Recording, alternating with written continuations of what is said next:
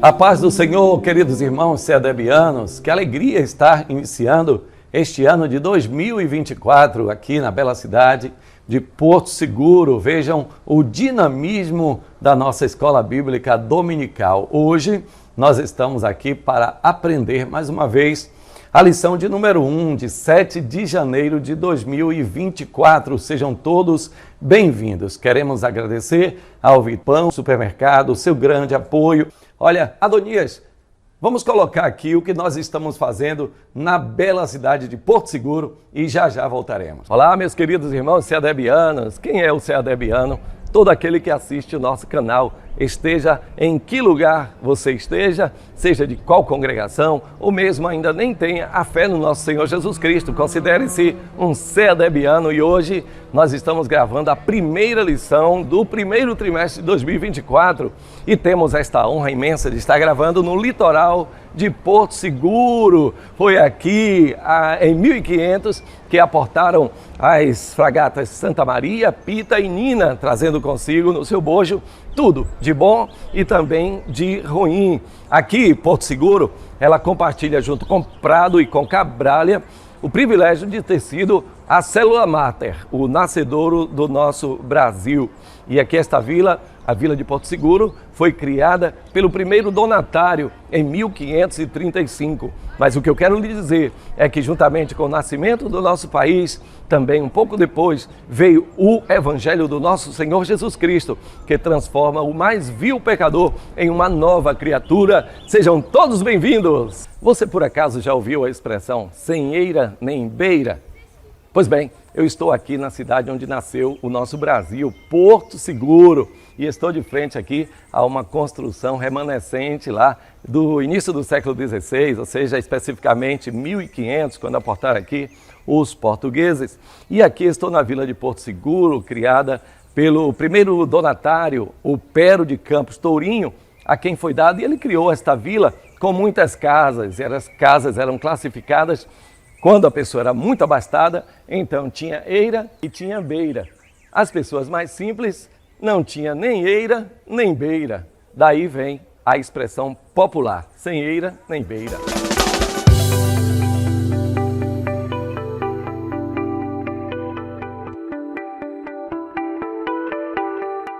Enquanto eu faço a leitura, você, ao mesmo tempo que lê, vai vendo belas imagens. Caleidoscópio, vejo belas imagens da orla de Porto Seguro. Se por acaso algum barulho soar diferente, é um avião que está subindo ou pousando. Fique tranquilo, tudo é obra de Deus.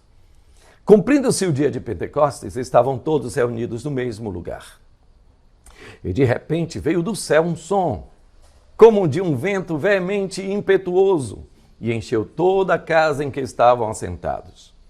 Ouvindo eles isto, compungiram-se em seu coração e perguntaram a Pedro e aos demais apóstolos: que faremos, varões irmãos?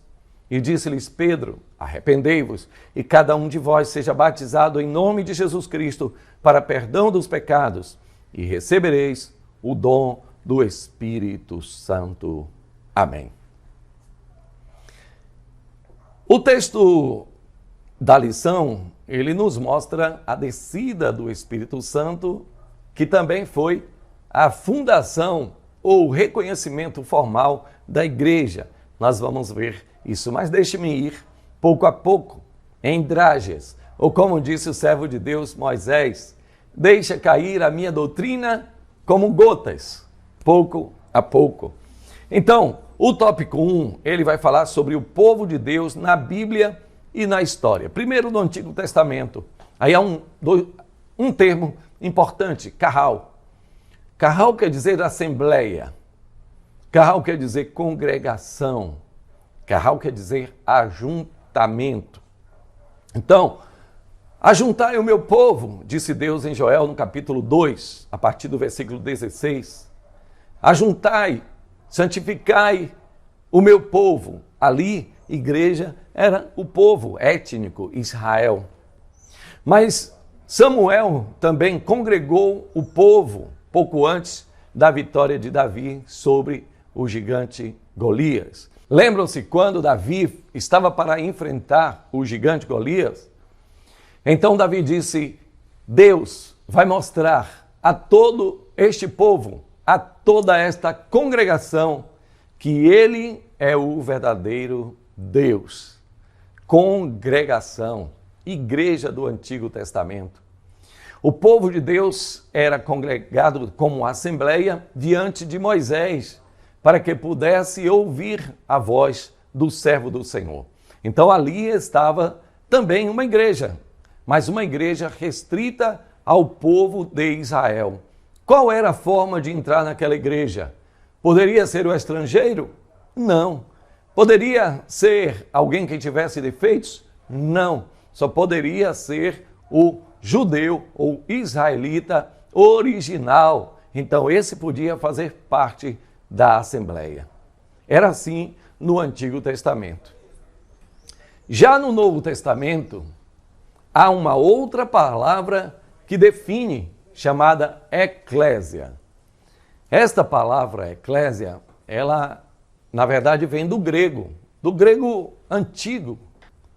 O grego Solon é quem criou a eclésia, dos chamados para fora. E o que era a eclésia? Era também um ajuntamento, mas um ajuntamento genérico.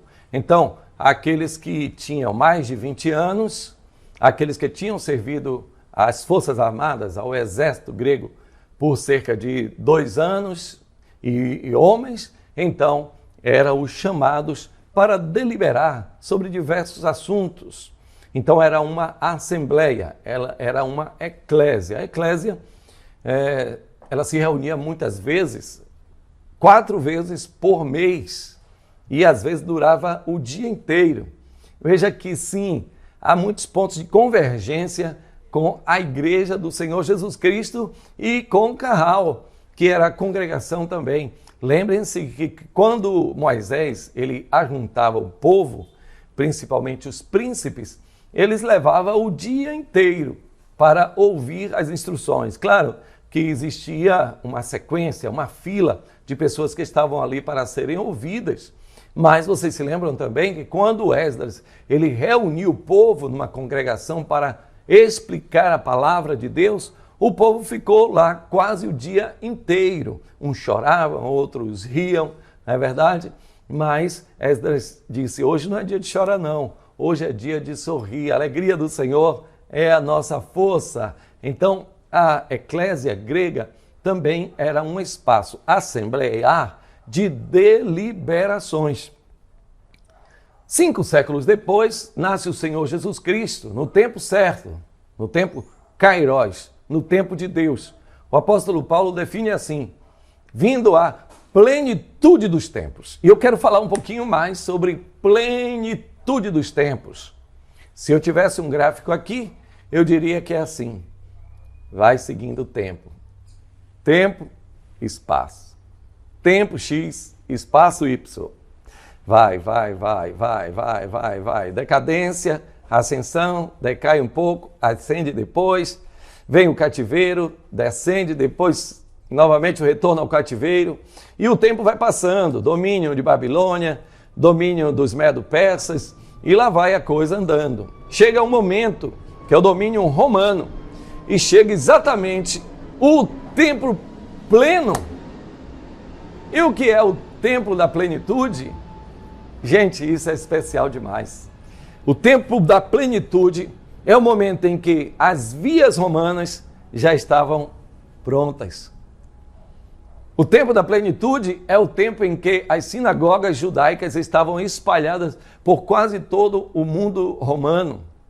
O tempo da plenitude é o tempo em que os correios eles tinham uma estrada para seguir, em que a navegação ela estava muito avançada. Era um tempo em que o Império Romano ele espalhou a língua grega, ou posso dizer greco-romana, mas a língua grega por si mesmo, por todo o Império. Então esse foi o tempo pleno. Você pode pensar um pouquinho aí. Quando Jesus Cristo veio, depois que ele ascendeu, em cerca de 2 anos, praticamente toda a Ásia Menor já tinha ouvido falar do Evangelho. Como? Se não havia tradução? Mas é porque, embora nem todos conhecessem o grego clássico, mas todos tinham algum conhecimento do grego koiné, do grego básico, do grego do populacho.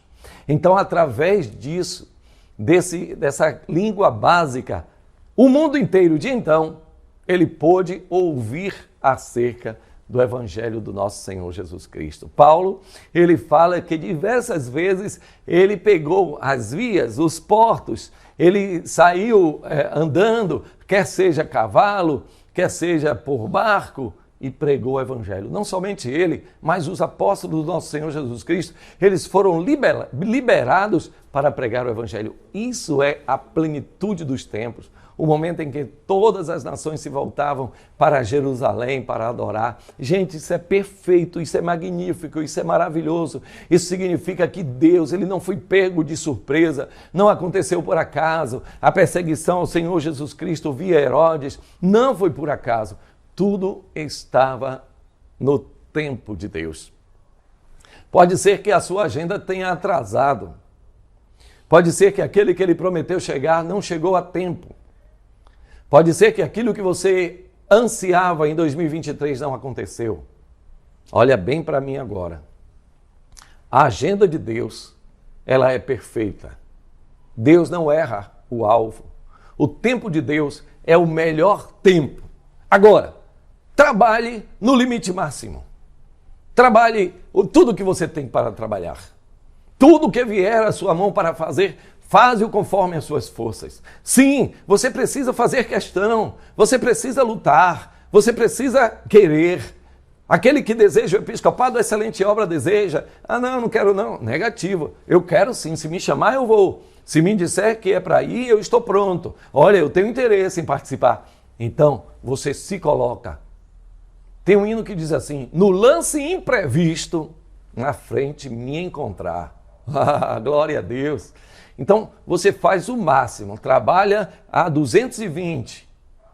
Porém, não se frustre com nada, porque o melhor tempo é o tempo de Deus. O tempo de Deus é o tempo perfeito em que a sua mente, o seu corpo e a sua alma estão maduros, provados, aprovados. E então você começa a crescer consistentemente. Entenda que o tempo de Deus é o melhor. E é exatamente neste tempo que vem a igreja. No Novo Testamento, é o tema, o texto áureo, estavam todos reunidos no mesmo lugar, quando de repente veio do céu um som, como de um vento, veemente e impetuoso, que encheu toda a casa, e todos foram cheios do Espírito Santo, e começaram a falar em outras línguas, conforme o Espírito lhes concedia que falassem. Naquele momento, segundo cremos, a inauguração do tempo da igreja. É neste momento que a igreja é formalmente reconhecida e fundada. É neste momento que Deus resolve. E agora veja mais uma coisa importante. Jesus Cristo, ele morre na Páscoa. Ele fica, depois da sua ressurreição, terceiro dia, cerca de 40 dias, diz a Bíblia, que ele passou. O apóstolo Paulo é quem nos traz essa informação, dando as últimas instruções aos discípulos. Gente, isso é magnífico. Jesus, ele ensinou em 3 anos e 6 meses aos discípulos. Ele poderia ter dito aqui, irmã Aline, cantora, serva de Deus. Ele poderia ter dito assim: já ensinei tudo o que vocês queriam. Agora eu vou para meu pai, não quero zoada na minha cabeça. Agora eu estou por cima. Eu só vou voltar e vou voltar em alta. Não. Como Jesus é inteligente. Ele, após a sua ressurreição, apresenta-se ao Pai, mas ele fica aqui 40 dias. Ele aparece aos 9, ele aparece aos 10, ele aparece aos 3, ele aparece aos 2 discípulos no caminho de Emaús, ele vem conversar com Pedro individualmente. Meu Deus, e a Bíblia diz que ele dava instruções aos discípulos. O que está escrito nos evangélicos, tanto os sinóticos como em João, É uma parte daquilo que ele explicou, porque algumas vezes o Senhor explicou individualmente. Então veja, o Senhor estava dizendo, olha, você vai morrer assim, quem sabe, né? Você não desista, porque haverão provações para você, mas eu estou contigo. Olha, você vai passar por isso e por isso e por isso. Nas cartas nós podemos ver a forma como o Senhor se dirige à sua igreja. Assim ele se dirigiu aos apóstolos. Olha, vai ter um aí depois, viu? Aceita ele. Ele vai ser o responsável pela pregação aos gentios. Pedro, prega aí aos judeus. Olha, você vai pregar em Roma. Ah, João, olha, cuida lá da Ásia Menor. Olha, Tomé, cuida lá do Brasil. E assim foi espalhando as suas instruções. É tanto que quando o Senhor subiu, os discípulos ainda ficaram esperando. Não, vá trabalhar. Vá para Jerusalém. Ele mandou vocês irem para Jerusalém. Agora, depois do dia em que o Espírito efusivamente caiu, Pedro levantou também em alta. Olhe, esses homens não estão embriagados como vocês pensam, mas isso é que foi dito pelo profeta Joel, e acontecerá nos últimos tempos, diz Deus, que nos últimos dias derramarei do meu Espírito sobre toda a carne, e os vossos filhos profetizarão, vossos velhos terão sonhos, e vossos moços terão visões, e até sobre os meus servos e servas derramarei do meu Espírito sobre eles, e profetizarão, glória a Deus. Então, minha gente, foi ali que a igreja foi formalmente criada. E foi no tempo de Deus, no tempo maravilhoso, no tempo glorioso. A igreja no Brasil, ela também passou por essa efusão. Já existia evangélicos no Brasil, quando em 1910, 1911, chegaram os missionários aqui. Porém, aprove a Deus dar uma energia especial à igreja no Brasil. A partir do Gunnar, a partir do Daniel, que vieram, eles, na verdade, vocês sabem, eles eram suecos, mas estavam vivendo na terra do tio Sam, nos Estados Unidos, quando foram alcançados pela graça da efusão do Espírito Santo, ali na rua Azusa. Então, o nosso querido irmão William Seymour, né? Então, a partir de 1911, o Espírito é derramado aqui, línguas estranhas, crença nos dons espirituais, então começa novamente uma efusão. Glória a Deus. Isso é o tempo exato de Deus, o tempo maravilhoso de Deus, o tempo pleno de Deus. Mas vamos ao tópico de número 2, porque ele vai falar exatamente sobre a igreja como criação divina. Efésios, no capítulo 1, versículo 4, ela diz que nós já estávamos na agenda de Deus desde os tempos imemoriais. Paulo, ele fala que desde a eternidade, e nós estamos falando da eternidade remota, na eternidade anterior, porque a eternidade não tem início, nem meio, nem fim. Mas eu, pela teoria da relatividade, posso dizer que a eternidade anterior, porque nós estamos na eternidade, mas estamos no hoje, no nosso hoje. E a eternidade posterior, eternamente. Amém. Glória a Deus. Então Paulo diz assim, como também nos elegeu nele antes da fundação do mundo, para que fôssemos santos e irrepreensíveis diante dele em amor. Então a igreja já havia sido criada de uma maneira, posso dizer, onírica, embora Deus não tenha sonhos, Deus tem projetos, não é verdade? Mas Deus, ele nos elegeu antes que fôssemos criados, antes que o mundo fosse formado. E eu não posso me esquecer do Salmo, a oração de Moisés no Salmo 90. Senhor, tu tens sido o nosso refúgio de geração em geração. Antes que formaste o mundo, antes que criaste os montes, de eternidade a eternidade, glória a Deus, tu és Deus. Então Deus, ele criou-nos como igreja, como ajuntamento, bem antes que criasse o mundo, ele já tinha no seu planejamento. O apóstolo Paulo, ainda em Efésios, quando ele fala muito sobre a igreja, ele diz que há um mistério a ser revelado, um mistério que foi guardado, por assim dizer, a 7 chaves, um mistério que os antigos não tiveram acesso. Esse mistério foi revelado, Cristo e a igreja, ou a igreja e Cristo. Esta igreja que o escritor dos Hebreus disse que Deus não mostrou a eles aguardando uma coisa melhor para nós, de modo que eles, sem nós, não fossem aperfeiçoados. Glória a Deus. Então esse mistério é a igreja de Cristo. Primeiro, então, ela foi pensada, ela foi planejada, ela foi elucubrada no ser eterno de Deus.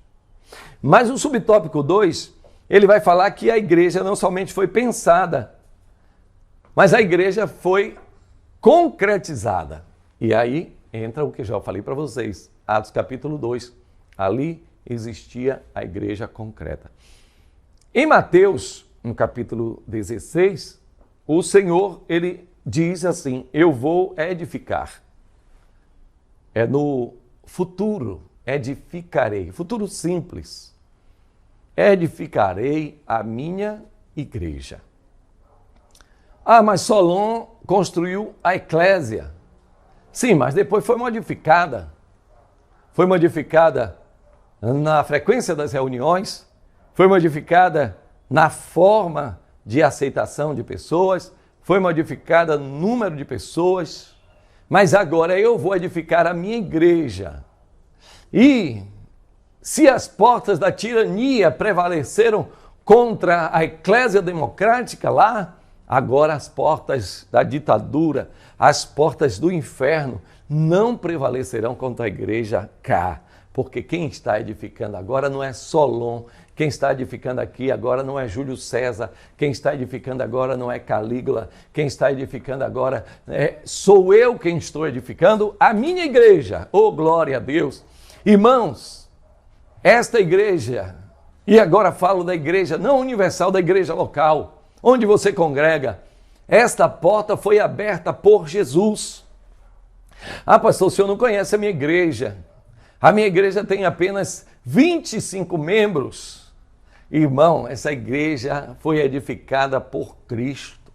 Ah, mas Jesus já morreu. Ele morreu, mas ressuscitou. Enquanto houver uma Maria que se dobre diante dos pés do Senhor com um perfume de alabastro para adorá-lo, então a igreja do Senhor está edificada. Ah, mas lá é difícil, pastor, o senhor não conhece. Eu estou numa área em que até porteiro para achar é a maior dificuldade. O Senhor está edificando esta igreja. O Senhor está construindo bloco a bloco esta igreja.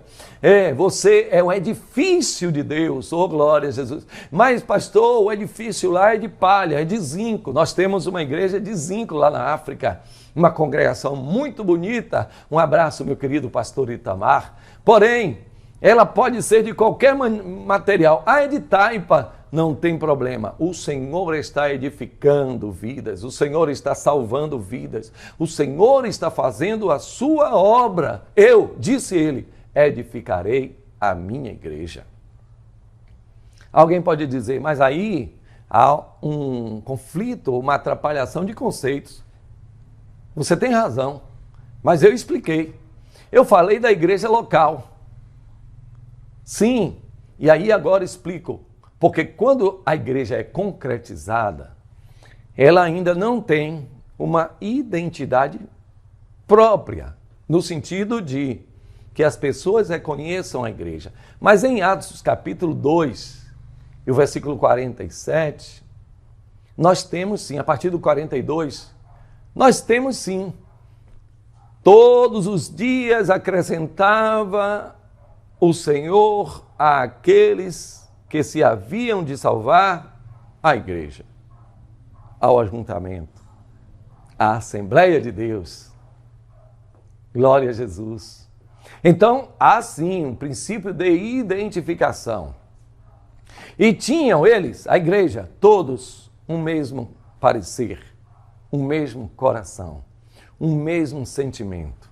Todos estavam preocupados uns com os outros. Que maravilha!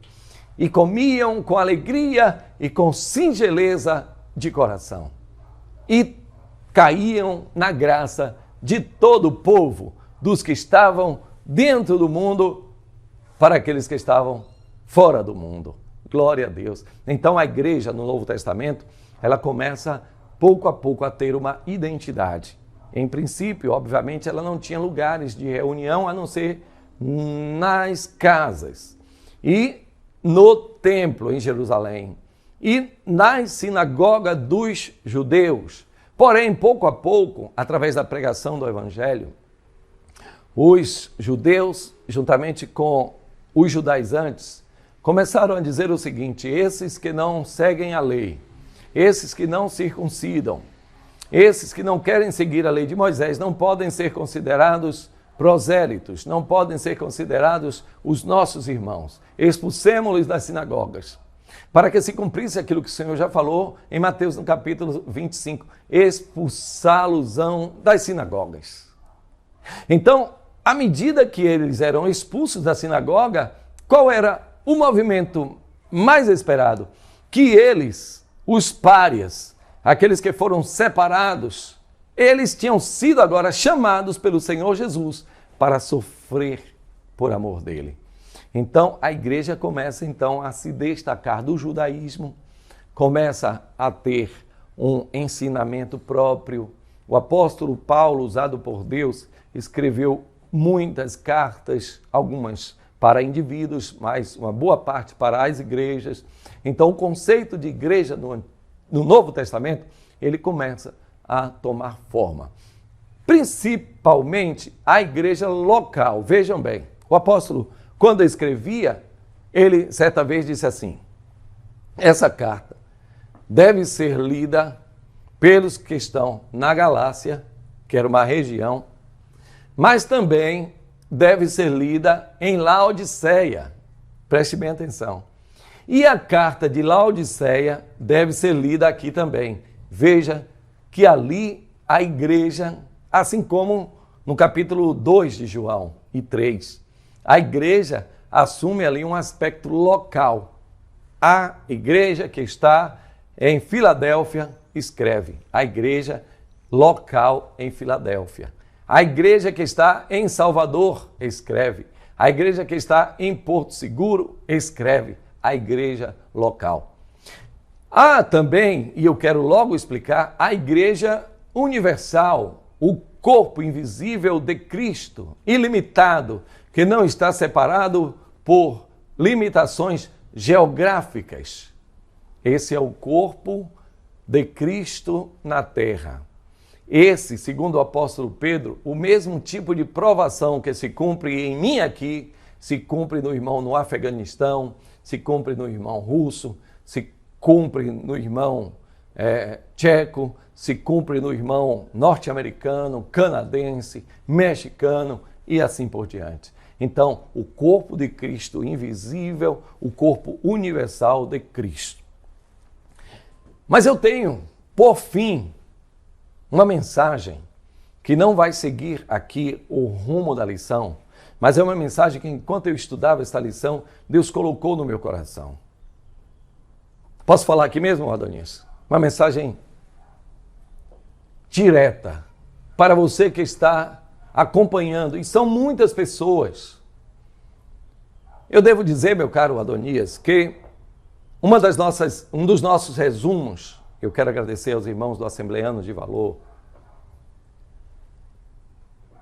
uma das nossas postagens atingiu 70 mil visualizações, a primeira. A segunda já vai lá mais de 65 mil visualizações, são mais de 130 mil visualizações. Então tem alcançado muitas pessoas, só em uma rede social, que é o Instagram, mas também tem uns milhares de visualizações no YouTube. Eu sei que esta mensagem vai te alcançar. Você que é desigrejado por uma razão justa. Mas, pastor, o senhor está dizendo que é justo eu ser desigrejado? A razão pode ser justa. Mas eu quero utilizar a figura daquele pai falando ao filho que não saiu. Ele disse assim: filho, tudo que eu tenho é seu. Você está sempre comigo. Mas este teu irmão estava morto e reviveu. Estava perdido e foi achado. Qual é a maior justificativa para deixar a igreja? Eu posso lhe dizer o seguinte: muitas vezes há calúnias, muitas vezes difamação, muitas vezes perseguição, muitas vezes ciúme, muitas vezes ameaça. Sabe por quê? Porque nós não temos uma igreja perfeita, mas nós servimos a um Deus que é perfeito. Então alguém tem para dar uma justificativa, dito assim: a igreja do Senhor, ela não tem parede, ela não tem CGC ou CNPJ, ela não tem CPF, ela não tem limitações, ela não é erguida, alto lá. A igreja do Senhor é tudo isso. Sim, o Senhor edificou um povo, o Senhor edificou um ajuntamento. Mas você se lembra das catacumbas de Roma, onde irmãos, muitas vezes eles perdiam as suas vidas, eram ameaçados, mas eles faziam questão de estar reunidos. Oh, glória a Deus, isso me enche de alegria, porque aqueles irmãos diziam assim, eu não posso estar na sinagoga, eu não posso estar com os cidadãos romanos, eu perdi tudo, mas eu quero estar ajuntado, junto com os meus irmãos de fé, compartilhando essa esperança, glória a Deus. Quanto sangue foi derramado para que hoje você tivesse uma congregação nesta sua rua. Quantos joelhos se dobraram, principalmente de dirigentes de círculo de oração, de dirigentes de culto, de superintendentes, de pastores, de auxiliares, pessoas que levaram ovadas, pessoas que tiveram as suas casas destruídas, pessoas que tiveram as suas telhas quebradas, para que hoje você tivesse como escolher em que igreja você iria congregar. Saia daí. Eu estou falando com você. Saia desse sofá. Domingo, dia 7, vá à sua antiga igreja. Vá à sua escola bíblica dominical. Oh, glória a Deus. Eu falo pelo Espírito Santo. Reencontre os seus amados. Peça perdão e seja perdoado. Oh, glória a Deus. Mas pastor, mas domingo lá é ceia. Não tem problema. Diga a ele, eu ouvi no programa da CEADEB o pastor Cleovaldo dizendo que eu podia vir aqui pedir perdão. Eu talvez não possa tomar a minha ceia por não estar em comunhão. Ainda não falei tudo, mas eu quero estar aqui. Eu quero compartilhar, glória a Deus, esse momento com os meus irmãos. Vai haver dias, e não estão longe esses dias, que você vai procurar uma casa de Deus para entrar, para poder compartilhar, para poder ser abençoado, pedir perdão e ser perdoado, e você não vai encontrar. Amados irmãos, este é um momento de decisão, este é um momento especial. O Senhor Jesus, ele não criou mais uma igreja. Já havia ajuntamentos. Barsabás criou a sua eclésia, a sua assembleia. Quem sabe Teudas criou também a sua assembleia. Mas a Assembleia de Cristo, a verdadeira assembleia, ela é inabalável. Passam os homens, passam os tempos, passam as ideologias, passam todas as ideias, mas a igreja do nosso Senhor Jesus Cristo foi feita para durar para sempre, até a sua volta. Oh, que alegria, meu querido Adonias, minha querida irmã Aline, que alegria! Um beijo para minha esposa Lucinha, um beijo para minha filhinha Karen, que Deus abençoe. E assim, meus irmãos, terminamos mais um programa de comentário da nossa lição bíblica de adultos da Casa Publicadora das Assembleias de Deus. Estou bastante animado para termos neste ano, viu, querido Adonias, mais um ano espetacular, começando com esse primeiro trimestre. E não perca a próxima lição, porque nós vamos trazer uma comparação de alguns ditados populares que nós vimos aqui nesta terra de Porto Seguro, e você vai ficar ainda mais rico nas suas ideias, em nome de Jesus. Que Deus abençoe a todos. Até o próximo comentário. CEADEB TV, uma herança de fé pra você.